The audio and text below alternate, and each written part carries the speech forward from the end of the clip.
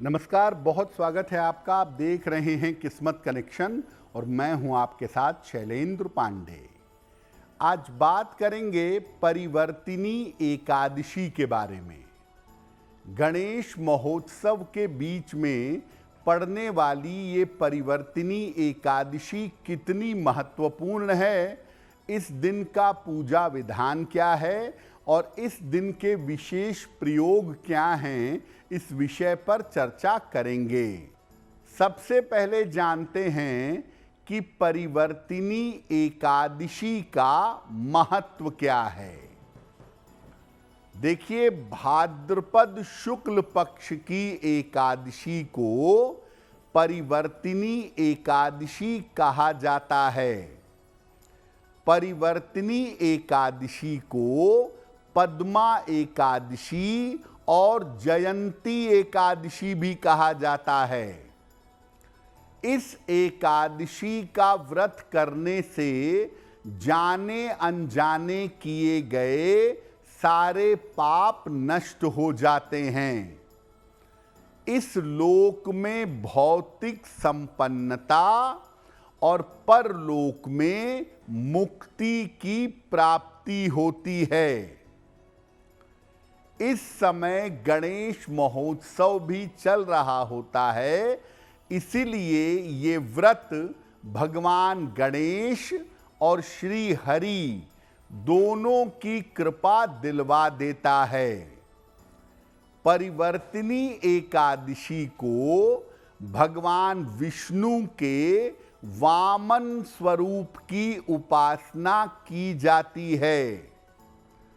जिन लोगों को संतान सुख की या धन की प्राप्ति करनी हो, उनके लिए परिवर्तिनी एकादशी पर व्रत करना और पूजा करना विशेष लाभकारी होता है।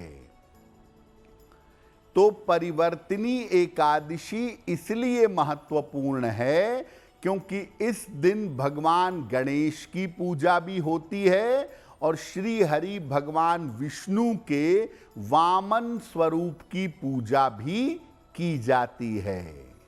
अब आपको बताते हैं कि परिवर्तिनी एकादशी पर आप पूजा कैसे करेंगे, व्रत कैसे रखेंगे।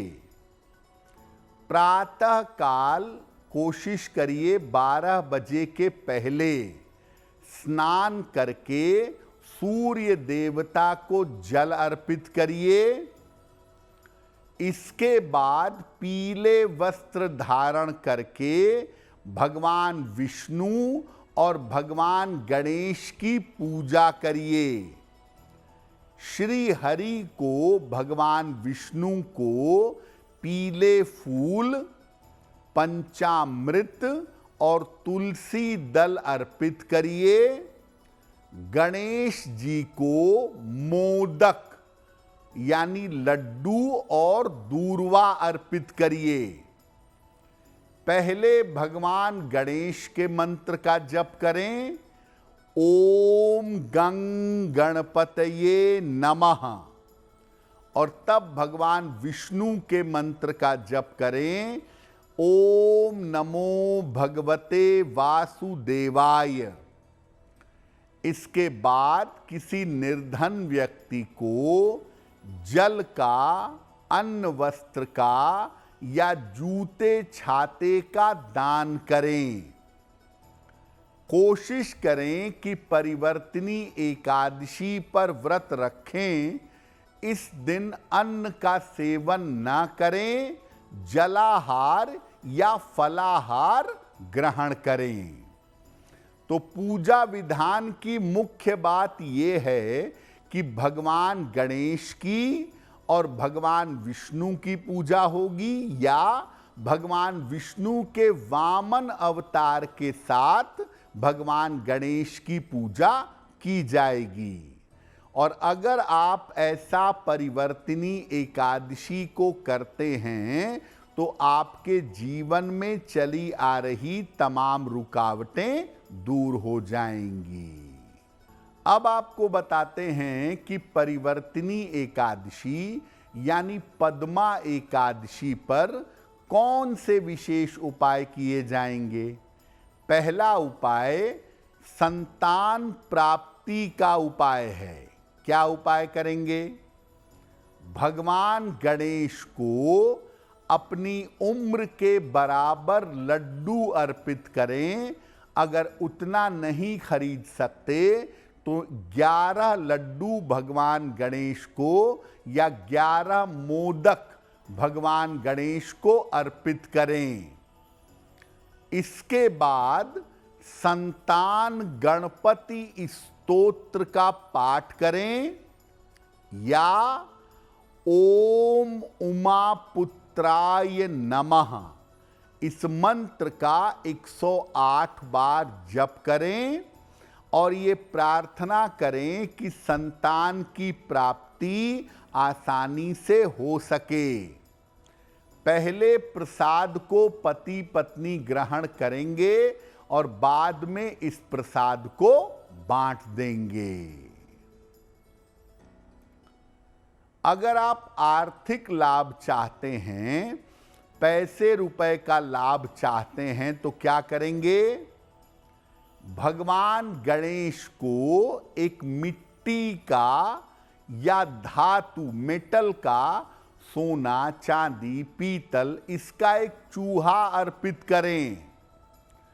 इसके बाद भगवान गणेश को पीले फूल और पीला भोग, पीला प्रसाद अर्पित करें और इसके बाद उनका एक विशेष मंत्र है। मंत्र देखिए स्क्रीन पर। मंत्र है ओम श्रीं सौम्याय सौभाग्याय गंग गणपतये नमः। ओम श्रीं सौम्याय सौभाग्याय गंग गणपतये नमः इस मंत्र का 108 बार जप करें और प्रार्थना करें कि आपकी धन संबंधी मुश्किलें दूर हो जाएं। इसके बाद चूहे को अपने धन के स्थान पर रख लें। परिवर्तिनी एकादशी पर आपके लिए बहुत अच्छा होगा कि आप भगवान विष्णु के वामन स्वरूप की पूजा करें। और भगवान विष्णु का जो वामन स्वरूप है उसने 3 पग में सारी सृष्टि को नाप लिया था। तो भगवान वामन की पूजा करने से एक तो आपको ज्ञान वैराग्य का वरदान मिलता है, क्योंकि वो बटुक के बालक के वेश में आए थे, ज्ञान और वैराग्य की प्राप्ति होती है। और दूसरा, अगर जीवन में कोई भौतिक उपलब्धि चाहिए, धन चाहिए, संपत्ति चाहिए, राज्य चाहिए, ऐश्वर्य चाहिए, तो वो भी भगवान वामन की कृपा से आपको मिल सकता है। तो भगवान वामन की पूजा परिवर्तिनी एकादशी पर जरूर करिएगा।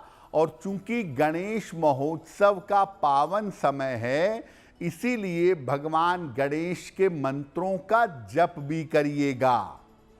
और अगर आप भगवान गणेश और भगवान वामन की एक साथ पूजा करके प्रार्थना करेंगे तो आपके पापों का प्रायश्चित होगा, पापों के दुष्परिणाम कम होंगे और आप जीवन में पवित्रता के साथ आगे बढ़ पाएंगे।